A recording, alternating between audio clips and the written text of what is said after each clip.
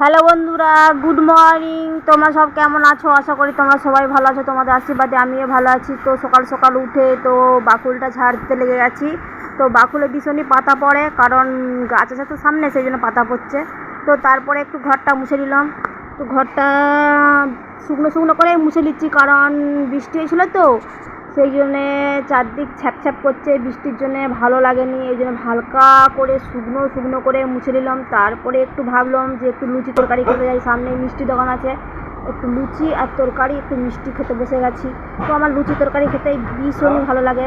তোমাদের কেমন লাগে আমাকে একটু কমেন্টে জানাবে। আমার তো ফেভারিট লাগে লুচি আর তরকারি, তার সঙ্গে যদি মিষ্টি থাকে।